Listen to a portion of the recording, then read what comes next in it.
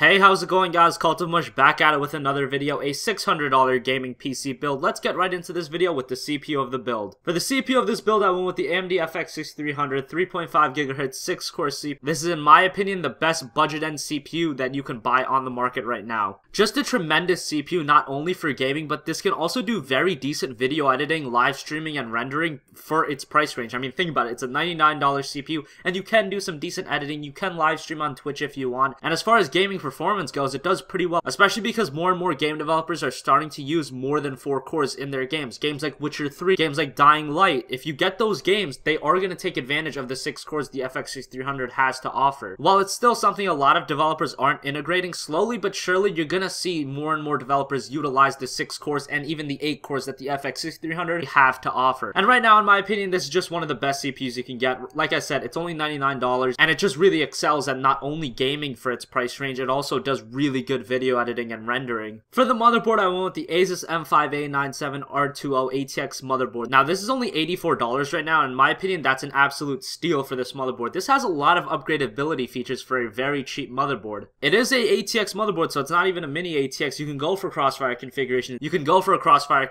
It has 4 RAM slots. It has SATA 6 ports. Just a lot of features in a very, very cheap motherboard. And Asus has a really solid track record with all of their motherboards, so this is a really solid fit in the build. And for $84, you really can't go wrong for this really high quality Asus motherboard. For the RAM, I went with the G.Skill Ripjaws series, 8GB, 2 4GB sticks running at 1600 MHz. Just pretty solid RAM. No reason to go for 12, 16, or even 32GB of RAM right now, especially in a $600 budget. That makes no sense at all. But definitely go with 8GB. I would say that 4GB is something that, unless you're on a very tight budget, 4GB is something you should not be going for at all right now, especially with upcoming, I would say 9 times out of 10 right now, if a game is coming out and it's from a big budget company like an Activision or a Ubisoft, it's gonna recommend 8GB. That's just what I've been noticing. 4GB, recommending 4GB is just a thing of the past at this point. So 8GB of RAM for $71 is a pretty solid deal. Like I said, the motherboard does have 4 RAM slots, so if you do want to go for a 12, 16GB configuration in the future, that option's open. Just right now, it doesn't make a lot of sense. Moving on to the hard drive, I went with the Western Digital Caviar Blue 1TB 3.5-inch 7200 RPM internal hard drive. It's 1TB of hard drive space, not much more to say. Didn't go with an SSD in this build. At $600, you really can't fit an SSD, but this 1TB hard drive is a very solid drive. The Caviar Blue is typically what most people pick up, and for good reason. It's just a solid hard drive.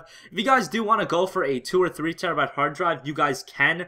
2TB is about $30 more expensive than 1TB, and then 3TB is about $50 more expensive, give or take a couple dollars if you can find sales and whatnot. Right now, game file sizes have never been bigger, with games like Final Fantasy 13, Titanfall ranging anywhere from 40 to 60GB, Wolfenstein, The New Order, Witcher 3 being 40GB. These games are very big, and if you want to download all of them and have them installed at the same time, you're gonna need a decently big hard drive. But if you're the kind of guy that just downloads a game, plays it, and then you're deleting it, I mean, then you'll have no problem. If you are the kind of guy that likes to have all their Steam games downloaded, maybe it would be a good idea to take a look at 2 or 3TB drives. But that's not saying 1TB isn't a lot of storage. You're still going to be able to install a lot of games onto this hard drive. It's just that with a lot of people that buy every new release, a lot of these games are 40 to 50GB. So just keep that option open and keep that in mind. But most people, I think, they'll be okay with 1TB of hard drive storage. For the video card, I went with the MSI Radeon R9 280, 3GB twin FROZR video card. Just a very solid video card from MSI. If you're gaming at 1080p and you have $200, it doesn't get much better than the R9 280. Just a very good video card. If you're playing games like Battlefield 4, Witcher 2, Metro Last Light, you'll be able to play them at really high settings at 1080p and get really solid frame rates. We're talking 50 to 55 without anti-aliasing. Just really good frame rates in these games. Also, you get a couple free games with the R9 280 right now. I won't go into that too much. I've already talked about it, but if you're interested, just look up AMD's reward program